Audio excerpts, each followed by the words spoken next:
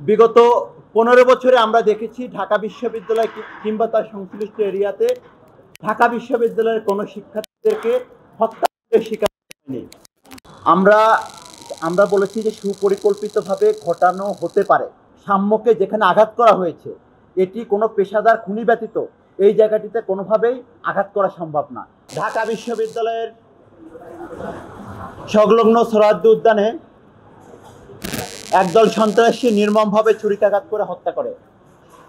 সেই হত্যার প্রতিবাদে বাংলাদেশ জাতীয়তাবাদী ছাত্রদল 13 মে থেকে বিগত সময় পর্যন্ত এই হত্যাকারীদের বিচার এবং একই সাথে এই হত্যাকারীদের এরকম একটি হত্যাকাণ্ডের ঘটনার সাথে যারা জড়িত তাদেরকে সর্বোচ্চ শাস্তির আওতায় আনার জন্য এবং এই বিশ্ববিদ্যালয়ের নিরাপত্তা প্রদানে ব্যর্থ বিশ্ববিদ্যালয়ের প্রশাসনের ভিসি এবং প্রক্টরের দাবিতে পদত্যাগের দাবিতে এবং নিরাপদ ক্যাম্পাসের লক্ষ্যে আমরা বিগত দিনে ঢাকা বিশ্ববিদ্যালয় সহ শাহবাগে বিভিন্ন কর্মসূচি পালন করেছি।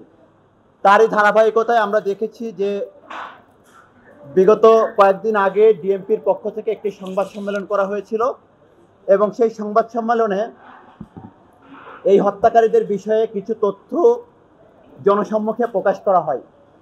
সেই তথ্যের ভিত্তিতে এবং পরবর্তীতে বাংলাদেশ জাতীয়তাবাদী ছাত্রদলের অবস্থান জানানোর জন্যই আজকের এই সংবাদ সম্মেলনের আয়োজন করা হয়েছে। আপনারা যারা উপস্থিত হয়েছেন সকল সাংবাদিকবৃন্দকে বাংলাদেশ জাতীয়তাবাদী ছাত্রদল ঢাকা বিশ্ববিদ্যালয়ের পক্ষ থেকে শুভেচ্ছা। আমাদের মাঝে উপস্থিত আছেন বাংলাদেশ জাতীয়তাবাদী ছাত্রদল ঢাকা বিশ্ববিদ্যালয়ের সংগ্রামী সভাপতি গণেশচন্দ্র রায় সাহস, সিনিয়র সহসভাপতি মাসুম বিল্লাহ, সহসভাপতি আনিসুর রহমান খন্দকার অনিক, সিনিয়র যুগ্ম সাধারণ সম্পাদক নাসিরউদ্দিন শাওন, যুগ্ম সাধারণ সম্পাদক শামীম আক্তার শুভ, সাংগঠনিক সম্পাদক মোয়ালম ভাই ইমন সহ সহসভাপতিবৃন্দ, যুগ্ম সাধারণ সম্পাদকবৃন্দ, এছাড়া বিশ্ববিদ্যালয়ের অন্যান্য নেতৃবৃন্দ উপস্থিত রয়েছেন। প্রিয় সাংবাদিকবৃন্দ, আপনারা অবগত আছেন বিগত 1.5 দশক ধরে বাংলাদেশের জনগণ গণতন্ত্রহীন অবস্থায় এবং তাদের যে ন্যায় বিচার এবং একটি নিরাপদ বাংলাদেশ এবং নিরাপদ শিক্ষা প্রতিষ্ঠানে যে অবস্থান ছিল সেটি কোনোভাবেই এদেশের সাধারণ জনগণের 1971 সালের মহান স্বাধীনতার চেতনা এবং পরবর্তীতে যে গণতান্ত্রিক আন্দোলন হয়েছিল সেই গণতান্ত্রিক আন্দোলনের যে আকাঙ্ক্ষা ছিল সেটিকে প্রচণ্ড রকম বাধাগ্রস্ত করেছিল।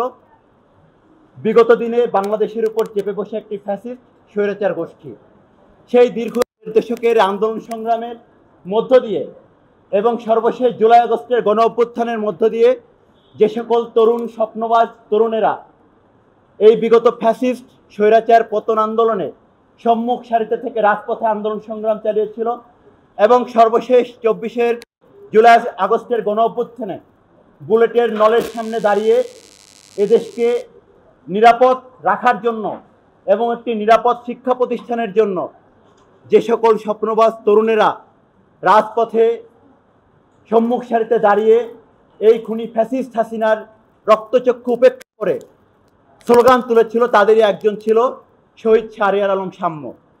আমরা দেখলাম যে গণ অভ্যুত্থান পরবর্তী 9 মাস পরে সেই গণ অভ্যুত্থানের এক সম্মুখ সারির যোদ্ধা এই ঢাকা বিশ্ববিদ্যালয়ে কিভাবে ঢাকা বিশ্ববিদ্যালয় সংলগ্ন এরিয়াতে সন্ত্রাসীদের ছুরিকাঘাতে কিভাবে নির্মমভাবে হত্যাকাণ্ডের শিকার হয়েছে। বিগত 15 বছরে আমরা দেখেছি ঢাকা বিশ্ববিদ্যালয় কিংবা তার সংশ্লিষ্ট এরিয়াতে ঢাকা বিশ্ববিদ্যালয়ের কোনো শিক্ষার্থীদেরকে হত্যাকাণ্ডের শিকার হয়নি।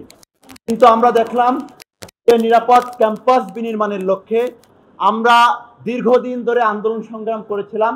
সেই গণ অভ্যুত্থান পরবর্তী সময়ে এই ক্যাম্পাস সংলগ্ন এরিয়াতে আমাদের একজন ডিবিতে যখন মামলাটি হস্তান্তর করা হয়, ডিবির সকল কর্মকর্তাদেরকে আমি দায়িত্ব নিয়ে সার্বিকভাবে সকল তথ্য তাদেরকে সরবরাহ করে আমাদের কাছে যতটুকু তথ্য ছিল এবং ওই সকালে যারা প্রত্যক্ষদর্শী আমি পেয়েছিলাম, আমরা এখানে ছিলাম, তাদের কাছ থেকে বিভিন্ন তথ্য সংগ্রহ করে আমরা ডিবিকে দিয়েছি এবং ওই তথ্যের ভিত্তিতেই কিন্তু ডিবি অনেক দূর তাদের কার্যক্রম এগিয়ে নিতে পেরেছে। এভাবে ঘটনার বিবরণ দিয়েছে, পুরো বিষয়টা অস্পষ্ট।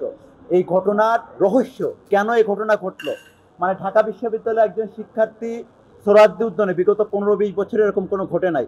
একটা ট্রেজার টেজার গান সম্ভবত টেজার গানকে টেজার গান নিয়ে সেটা নিয়ে একটা শিক্ষার্থী খুন হয়ে যাবে, এটা খুবই অবিশ্বাস্যকর একটা কথা। এই জন্যই কিন্তু আমাদের আজকের এই সংবাদ সম্মেলন। আমরা আপনাদের মাধ্যমে প্রশাসনকে অবগত করতে চাই যে সাম্য হত্যাকাণ্ডের যে প্রকৃত ঘটনা সেটি অতি দ্রুত সময়ের মধ্যে জনসম্মুখে তাদেরকে প্রকাশ করতে হবে, এবং তারা নিজেরাও কিন্তু সংবাদ সম্মেলনে বলেছে তাদের তদন্ত এখনো শেষ হয়নি। যেহেতু তারা বলেছে তদন্ত শেষ হয়নি, তার মানে এই ঘটনার প্রকৃত রহস্য জাতির সামনে এখন উপস্থাপিত হয়নি। এই জন্যই আমরা তাদেরকে চাপ প্রয়োগ করার জন্যই, চাপ বলতে যাতে প্রকৃত ঘটনা তারা অতি দ্রুত সময়ের মধ্যে প্রকাশ করে, এই জন্য আমাদের এই সংবাদ সম্মেলন। দেখেন, তদন্ত করা আসলে আমাদের দায়িত্ব না, আমাদের দায়িত্ব হচ্ছে তদন্ত কাজে সহযোগিতা করা। ঘটনার প্রথম দিন থেকে ওই রাত থেকেই আমরা তদন্ত কার্যে দায়িত্ব নিয়ে আমাদের ভাইয়ের জন্য, যাতে এই তদন্তের এটি পরিকল্পিত কিনা, আমাদের কাছে এখন পর্যন্ত মনে হচ্ছে এই ঘটনাটি অত্যন্ত সুপরিকল্পিতভাবে ঘটানো হতে পারে। সেই জন্য আমরা প্রশাসনকে আমরা সর্বাত্মক সহযোগিতা করেছি। তখন থেকে আমরা বলেছি যে সুপরিকল্পিতভাবে ঘটানো হতে পারে। আমরা এখনো নিশ্চিত না, এবং প্রশাসনের পক্ষ থেকেও যেভাবে সংবাদ সম্মেলনে ব্যাপারটি উপস্থাপন করা হয়েছে সেটিতে কোনোভাবে তারা স্পষ্ট করতে পারে নাই যে এটি কি সুপরিকল্পিতভাবে ঘটানো নাকি এটি কোনো একটা অনাকাঙ্ক্ষিত ঘটনা ছিল। এই জন্যই কিন্তু আজকে আমাদের এই সংবাদ সম্মেলন, যেহেতু এটা প্রশাসনের দায়িত্ব ছিল এটি খুঁজে বের করা যে আসলে ঘটনাটি সুপরিকল্পিতভাবে ঘটানো হয়েছে কিনা। কারণ আমরা সাম্যকে যেখানে আঘাত করা হয়েছে এটি কোনো পেশাদার খুনি ব্যতীত এই জায়গাটিতে কোনোভাবেই আঘাত করা সম্ভব না। সুতরাং যদি পেশাদার খুনি যদি এই ঘটনা ঘটিয়ে থাকে, তাহলে এর পিছনে কারা আছে, কারা এই পেশাদার খুনিকে আনলো, সেটি আমাদের প্রশাসনের কাছে আমাদের প্রশ্ন।